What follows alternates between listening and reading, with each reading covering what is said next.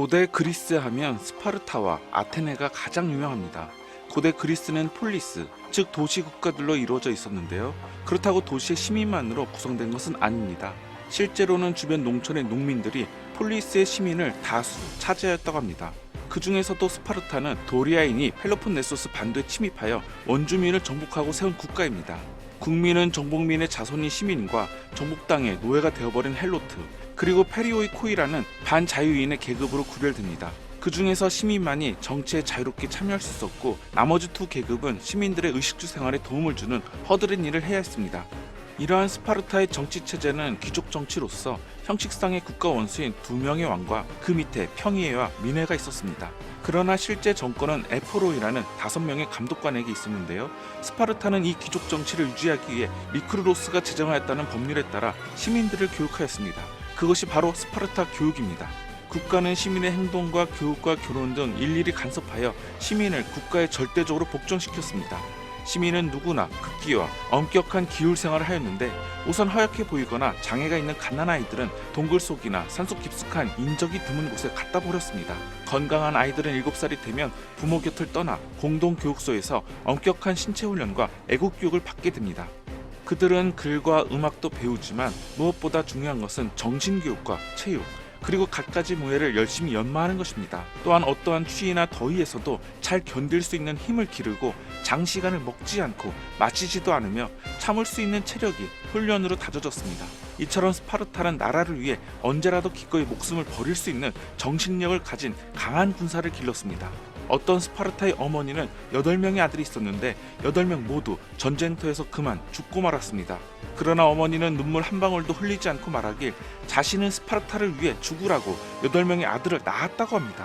이렇게 애국으로 똘똘 뭉친 스파르타의 성년 시민은 30살까지 계속해서 엄격하고 고된 군사훈련을 받으며 병영에서 살았습니다. 30살이 넘으면 관리장교가 될 수 있었는데, 그들은 음식도 조금 먹고 옷도 검소하게 입고 항상 무기를 휴대했다고 합니다. 또한 국가의 명령이 아니면 마음대로 시해로 나갈 수가 없습니다. 만약에 이것을 어기면 탈주자로 간주돼서 사형을 당했습니다. 이처럼 스파르타의 교육은 군국주의적이고 압제적이었습니다. 그러나 이 제도의 효과는 당분간 효력을 발휘해 기원전 7세기 말경에는 스파르타가 펠로폰네소스 반도를 제패하게 됩니다. 한편 아테네에선 기원전 7세기에 왕정이 폐지되고 국가의 주요 관직은 소수의 귀족들의 손에 독점되고 있었습니다. 이들 가운데서 주요 행정관인 9명의 아르콘이 선출되었고, 퇴임한 아르콘은 흔히 사법과 정책 수립을 위한 주요 회의의 구성원이 되었는데, 바로 이 회의가 아레오파고스 회의입니다. 이보다 더 광의의 대의적인 미네도 있었지만 이때까지만 해도 중요한 권한을 갖지 못하였다고 합니다. 그러다가 식민지와의 무역으로 상공업이 발달하고, 또한 소아시아의 리디아를 따라서 그리스에서도 화폐를 만들어 쓰게 되는데, 이제는 지주인 귀족뿐만 아니라 상공업으로 새롭게 부자가 된 평민들이 등장하게 됩니다. 군사적으로는 귀족들의 기병부대 대신에 농민을 기반으로 하는 중장보병의 밀집부대가 주력을 이루게 됨으로써 무장할 능력이 있는 중소농민의 발언권이 강해지기 시작했습니다. 그렇게 해서 지배층인 귀족들은 기원전 621년경 민중의 불만을 달래볼 의도로 아테네 법률의 성문화를 허용하게 됩니다. 전해지는 바에 의하면 그 법전은 드라콘의 손으로 편찬되었으며, 귀족들에 의하여 구전되던 법률을 명백하게 성문화함으로써 법의 공정성을 기했다고 합니다. 그러나 드라콘 법전은 좀도둑에게 사형을 가하는 등 매우 가혹한 법률이었습니다. 그리고 법률을 만든다고 해서 당시 아테네 귀족과 평민 사이의 대립을 해결하지는 못했습니다. 결국 민중의 지도자가 등장해 폭력으로 귀족 정치를 타도하고 독재 정권을 세우는 일이 빈번해졌습니다. 이렇게 해서 권력을 잡은 독재자를 참주라고 부르는데요. 아테네에서는 이러한 참주의 출현을 막고 농민의 불만을 해결해 보려는 움직임이 솔론의 개혁을 통해 보이기 시작합니다. 솔론은 농민의 부채를 폐지하고 성문법을 만들어 재산 정도에 따라 시민에게 정치적 권리를 배분하려 했습니다. 그러나 그의 시도는 귀족과 평민 모두에게 지탄을 받게 됩니다. 안타깝게도 실론의 개혁은 실패하였고, 아테네에서도 페이시스 트라토스라는 참주가 등장하게 됩니다. 그는 귀족을 누르고 민중을 위한 정치를 하는 한편, 국가적 재전인 판안테나와 디오니시아를 마련함으로써 범시민적 단결을 강화했습니다. 그는 농민을 지원하였으며 흑해 연안에까지 진출하여 상공업을 장려하고 아테네를 번영시켰습니다. 하지만 이러한 참주 정치는 귀족들의 강력한 반발에 부딪히기 마련입니다.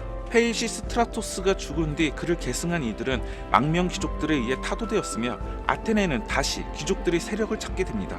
그러나 기원전 6세기 말 그동안 정치적으로 성숙된 민중은 클레이스테네스의 영도하에 일대 변혁을 감행하여 민주 정치를 확립하게 됩니다. 클레이스테네스는 우선 자연 촌락을 중심으로 혈연적으로 맺어져 있던 시민 공동체를 개편하여 아테네 전역에 산재하는 데모스들로 제각기 구성된 10개의 시민단을 편성함으로써 귀족들의 세력을 견제하였습니다. 또한 시민들의 총회인 민회가 최종 결정권을 갖게 하였고, 이 민회에서 선출된 대표로 구성되는 평의회에게 정무를 맡김으로써 시민이 평등하게 직접 국정에 참여하는 그리스 특유의 민주 정치를 시작하게 됩니다.